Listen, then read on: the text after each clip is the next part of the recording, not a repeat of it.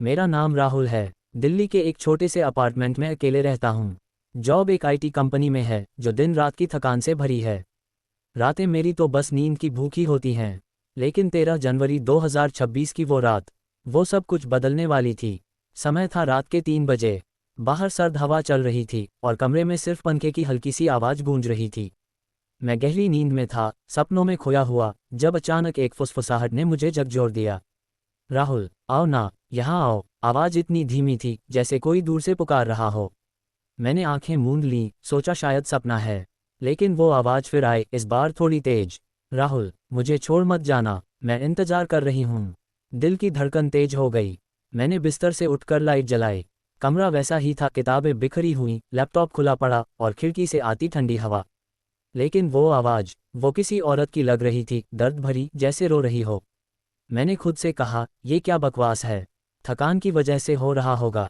फिर लेट गया, लेकिन नींद कहाँ आने वाली थी। हर पल वो फुसफुसाहट कान में गूंज रही थी। सुबह होते ही मैंने कॉफ़ी बनाई और फ़ोन चेक किया। कोई मिस्ड कॉल नहीं, कोई मैसेज नहीं। लेकिन दिमाग में वो आवाज़ घूम रही थी। ऑफिस जाते वक्त मैंने सोचा, शायद पड़ोसी का कोई रिकॉर्डिंग हो। लेकिन दिल कहीं न मान रहा था।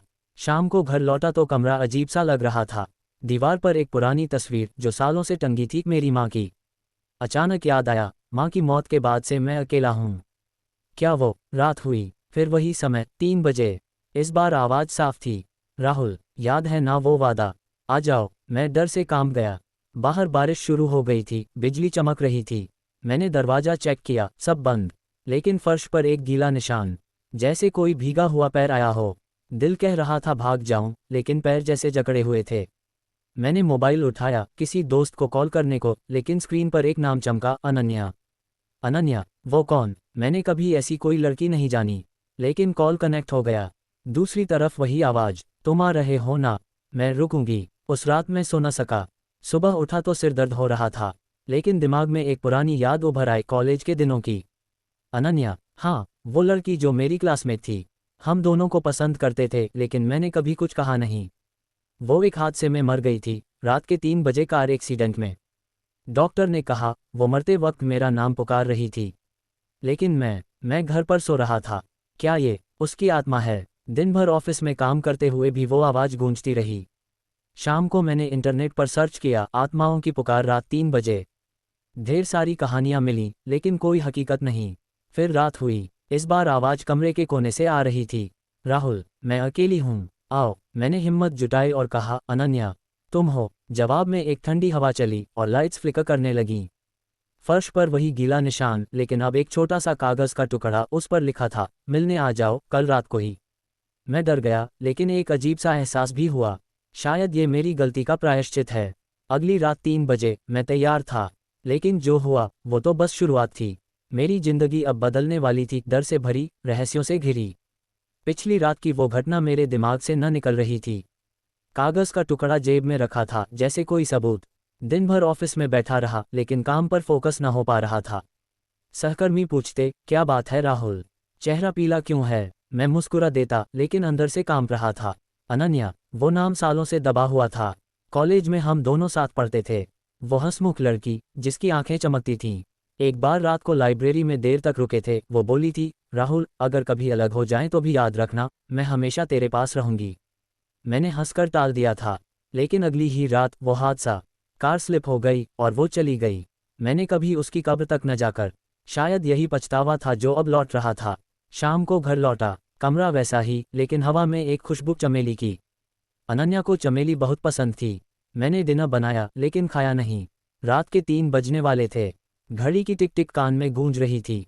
अचानक फ़ोन बजा, अनन्या का नाम। मैंने उठाया। राहुल, कल रात आओगे? वो जगह जहां हम पहली बार मिले थे।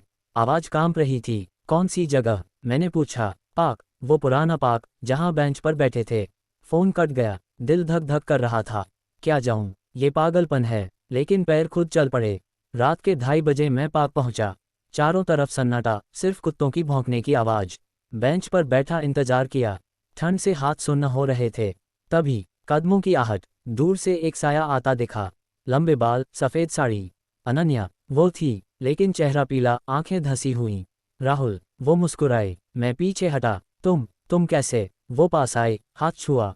ठंडा था लेकिन असली। मैं मर गई राहुल, लेकिन तूने मुझे भुला दिया। अब मैं लौट आई हूँ। कहानी सुनाई उसने। हादसे के बाद उसकी आत्मा भटक रही थी। एक तांत्रिक ने बताया था कि अगर वो जिसे चाहती थी वो ना आए तो हमेशा भटकती रहेगी। हम घंटों बातें करते रहे। वो बोली, मेरी मौत का राज जानता है। वो ड्राइवर नशे में था लेकिन असली गुनहगार तू था। तूने मुझे लिफ्ट न दी होती तो। मैं स्तब्ध। हाँ, मैंने मना कर दिया था उस रात। पछतावा चुभा, लेकिन अचानक वो गायब हो गई। सुबह घर लौटा तो कमरे में फूल चमेली के। जिंदगी बदल रही थी। अब डर कम था लेकिन एक बोझ बढ़ गया था। अनन्या की आत्मा मेरे साथ थी और वो चाहती थी न्याय। अगली रात वो और राज खोलेगी। लेकिन क्या मैं तैयार था? अनन्या की बातें मेरे दिमाग में घूम रही थीं। न्याय कैसे? वो ड्राइवर तो पकड़ा गया था, जेल में सजा काट रहा था।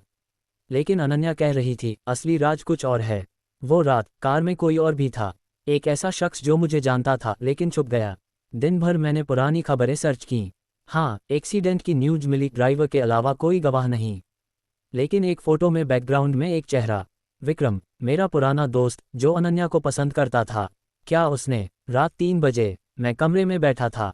आओ अनन्या, मैंने पुकारा। वो प्रकट हुई, इस बार ज्यादा साफ। विक्रम, वो था। उस रात उसने ब्रेक फेल कर दिया था। जलन की वजह से। तूने मुझे चुना था ना? आंखों में आंसू थे। मैं गुस्से से फोन उठाया, विक्रम को कॉल किया। क्या कर रहा है तू? वो हंसा, कुछ नहीं यार, पुरानी यादें। लेकिन आवाज कांप रही थी। मैंने कहा, अनन्या के बारे में बात करनी है। लाइन कट गई। अगले दिन विक्रम से मिला, कैफे में। वो घबराया हुआ, क्या बकवास है, अनन्या मर चुकी है। लेकिन मैंने सब बता दिया। आवाज, मुलाकात। वो सफ़ेद पड़ गया। हाँ, मैं था, लेकिन ये हादसा था। ब्रेक चेक न किया, झूठ बोल रहा था। अनन्या की आत्मा रात को आए, बोली उसके घर चलो, सबूत मिलेगा। रात के 3 बजे हम उसके फ्लैट पर। दरवाजा खुला था, जैसे इंतजार हो। अंदर पुरानी डायरी विक्रम की। लिखा था, आज अनन्या को खत्म कर दूंगा। राहुल ने छीनी है सबूत। लेकिन अचानक लाइट्स बंद। विक्रम चिल्लाया, कौन है? अनन्या का साया। ठंडी हवा। विक्रम बेहोश। पुलिस को कॉल किया। सुबह गिरफ्तारी हुई। लेकिन मेरी जिंदगी। अब अनन्या की आत्मा शांत हो रही थी, लेकिन एक नया डर, क्या वो चली जाएगी या हमेशा रहेगी? जिंदगी बदल चुकी थी। अपराध, रहस्य और एक भूतिया साथी। विक्रम की गिरफ्तारी के बाद अखबारों में खबर छपी, पुराना केस सॉल्व, दोस्त ने की थी हत्या। मैं हीरो बन गया, लेकिन अंदर से टूटा हुआ। अनन्या की आत्मा अब कम आती, लेकिन जब आती तो मुस्कुराती। धन्यवाद राहुल, अब मैं मुक्त हूँ। लेकिन एक रात 3 बजे वो रोते हुए आए। मुझे जाना है, लेकिन पहले एक आखिरी काम। मेरी बहन, वो भी खतरे में है। विक्रम का भाई बदला लेगा। चौंक गया। अनन्या की बहन प्रिया दिल्ली में ही रहती थी। मैंने प्रिया से संपर्क किया। वो डरी हुई। भाई ने फोन किया, धमकी दी। हम मिले। प्रिया अनन्या जैसी लग रही थी। बातों बातों में पता चला वो भी अकेली थी, डिप्रेशन में। अनन्या बोली, उसे बचा लो, जैसे मुझे न बचा पाए। रात को हम उसके घर गए। विक्रम का भाई वहां था, चाकू लहराते। लड़ाई हुई। मैंने उसे पकड़ा, पुलिस बुलाई। प्रिया बच गई। उस रात अनन्या आखिरी बार आई। अब अलविदा। लेकिन याद रखना, प्यार कभी मरता नहीं। वो गायब हो गई, लेकिन कमरे में चमेली की खुशबू रह गई। जिंदगी बदल चुकी थी। अब प्रिया मेरी जिंदगी में थी। हम साथ घूमते, हंसते। लेकिन रात 3 बजे कभी कभी वो फुसफुसाहट सुनाई देती, खुश रहना। एक भयानक अनुभव ने मुझे नया जीवन दिया। कुछ महीने बीत गए। प्रिया के साथ रिश्ता गहरा हो गया। हम शादी करने वाले थे। लेकिन वो पुरानी यादें। रात 3 बजे की वो आवाज़ अब सपनों में आती। एक दिन प्रिया बोली, राहुल, अनन्या की कब्र पर चलें। हम गए। वहाँ फूल चढ़ाए। अचानक हवा चली, चमेली की खुशबू।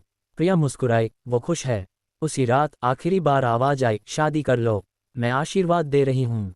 वो चली गई, हमेशा के लिए। अब जिंदगी नहीं है। जॉब छोड़, अपना स्टार्टअप शुरू किया। प्रिया साथ है, लेकिन वो रात ने सिखाया, पछतावा मत करो, प्यार करो।